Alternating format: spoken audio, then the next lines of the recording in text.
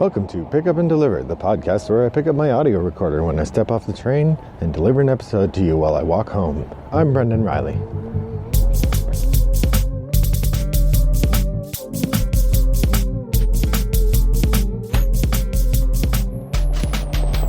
Well, good afternoon, listeners. It is Tuesday, March 10th in suburban Chicago, and I'm talking to you as I walk home from the train. Well, the COVID-19 is our COVID, and the coronavirus is all the news that's fit for discussion today. So part of the conversation we're having among the people who help run my game group is what do we do if and when the government says we should stop gathering in groups of any size. Because our game group has a particular value to our community. Not only is it a pleasant way to spend the time, but for some of our members it is a significant and in some cases only social outlet. And as such, it serves a significant role, plays a significant role in their social and mental health.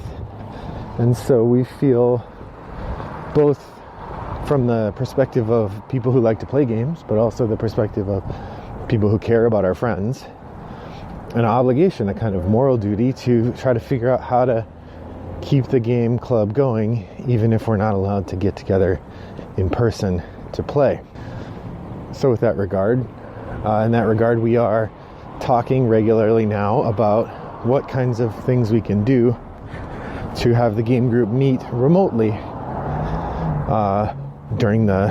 if there is any kind of cancellation or delay.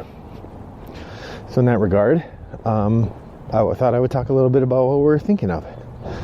First off, we're trying to figure out what is going to be a good environment for shared community.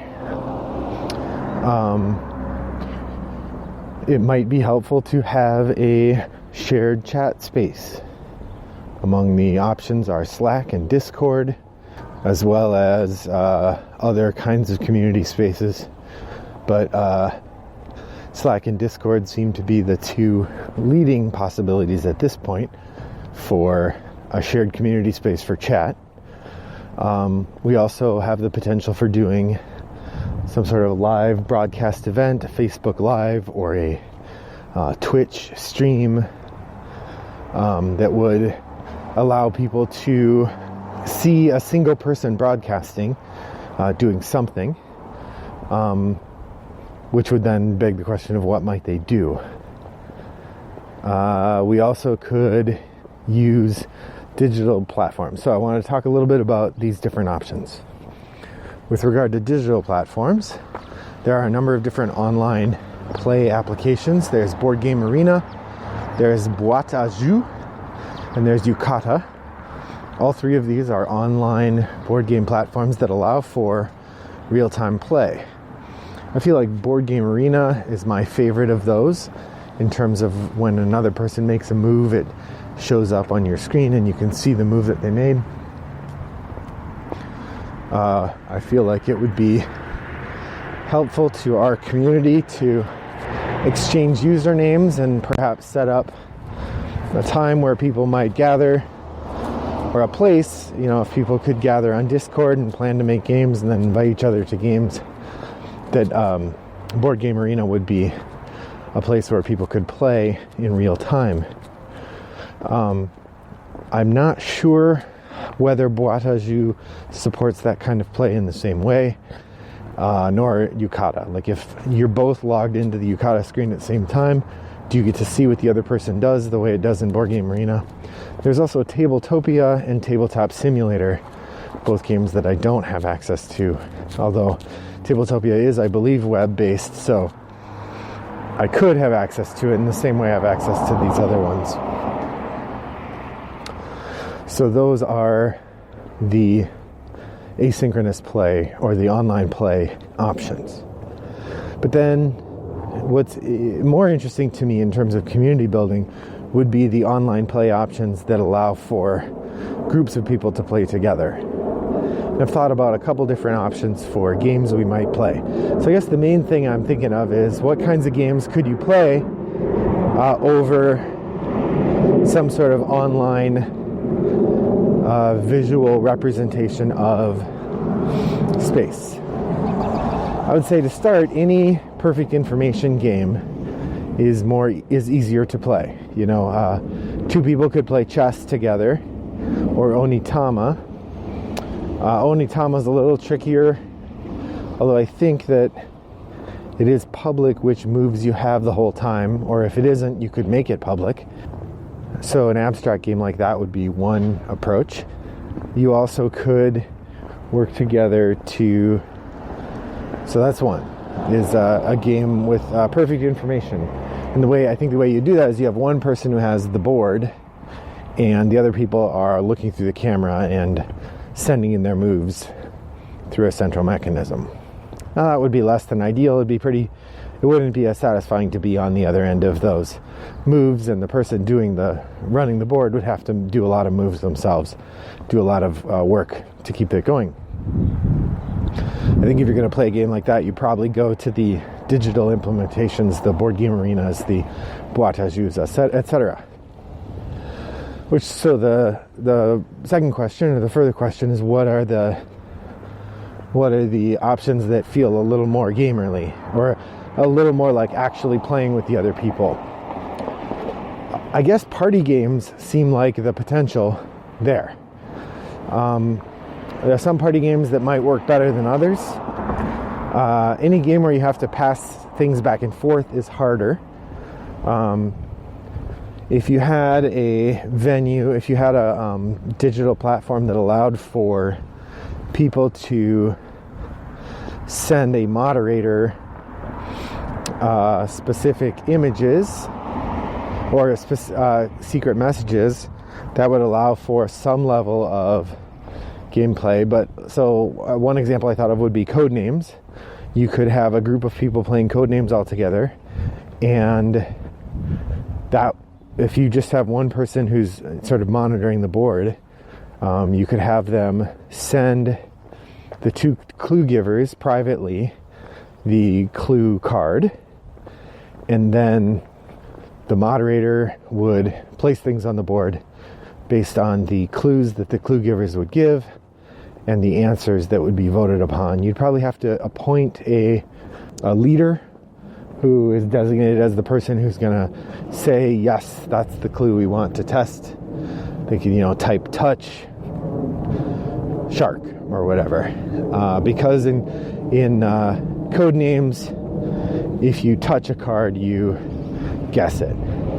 Alternately, you could have it where anybody can make a guess by typing the word touch and then the card. Because that's the way Codenames actually works. Anybody can take the guess by touching the card. You'd have to have some way to designate which team people are on. I don't know if, depending on the platform, you might be able to designate their username as having one particular color or another. So it seems like Codenames would be a game you could work out that way. Another one would be Wavelength, although I feel like to have Wavelength work, you would have to have the clue giver. I'm not sure how the clue giver would portray to the... I'm not sure how the moderator would portray to the clue giver where the needle was going to be. Feels like just one would be pretty hard because everybody has to put out their own clues and you have to figure out some way to sort them. So that one would be trickier. Dixit, I don't think you could play. So in terms of party games, I think a game where you have a central clue giver and a bunch of people guessing would work okay. So something like Codenames or Wavelength would be playable over a digital platform, like with a webcam and one moderator. I think the kind of most suited to that play would be roll and writes in the bingo style. Bingo style roll and writes, call and writes, I don't know what you call them.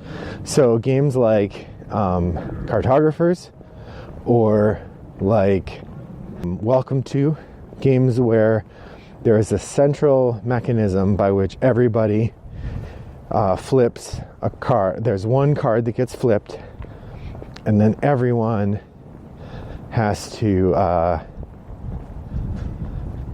draw on their paper. And then you flip another card and everyone draws on their paper. Cartographers would be difficult because it would be very hard to pass your paper to another person. We would have to come up with some way to do that. If everybody's got webcams, it's easy, but if people are watching and don't have a way to broadcast their image, that becomes trickier. Welcome to does not have any interaction in that way, and you could thus play Welcome to without. All you need is for people to be able to print the boards, which makes me think we should bring copies of the board to Toggle tonight to hand out. Just say, take this just in case. We might play Welcome to online. That seems like a potential way to help people have a little bit of social time, at least in a shared space. I guess other games you could do would be something like Linky or Wits and Wagers. I don't know how you do, something where there is a central announcer.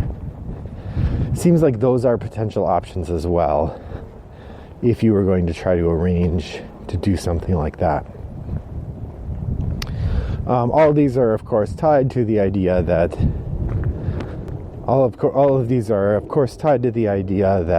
people have web access.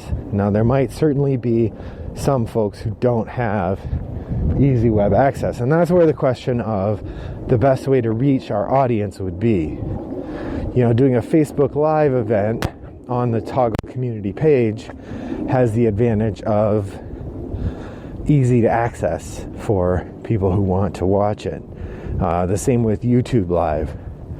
It gets harder when we start sending people to special places like a Discord server, because people have to know what Discord is.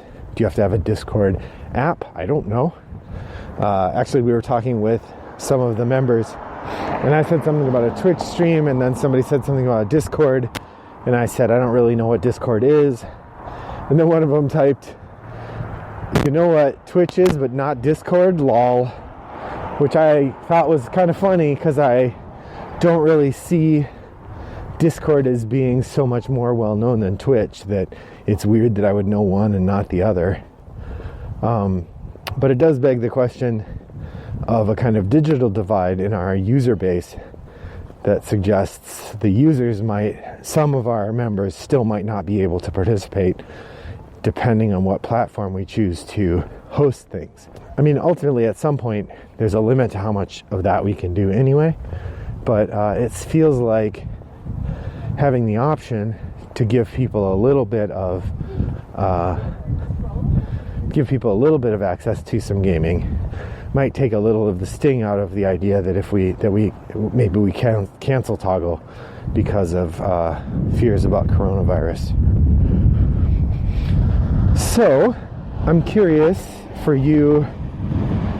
Speaking for myself, I'm not particularly worried about my immediate family. We're all in pretty good health. We're all younger. Of course, I worry about my mother and my elderly aunts and uncles and my wife's family, and just the overall health of the world. That this epidemic or pandemic is disruptive in a lot of really important and scary ways. As board gamers, we have entertainment that we keep at the house, and so the potential for that, along with assuming the internet infrastructure doesn't fall down, I don't see problems with the security of my safety, at least not right now. Knock on wood and hoping for the best. But that does sort of beg the question of how to make sure that everybody has as safe a time as they can. So in that regard, it's probably silly to be worrying about games, but this is a thing that I have control over at a time when there isn't a lot of control. So I'm curious what considerations you're making, dear listeners, about the coronavirus. Are you making space for it? Are you making plans? Are you thinking about how it might affect your gaming life? Reach out and let us know you're okay. You can join me at Board Game Geek Guild 3269, where I look forward to hearing from you and hopefully learning that you're just fine enjoying some games in your home. So I will talk to you soon. Thanks for joining me on my walk today. I hope your next walk is as pleasant as mine was. Bye-bye.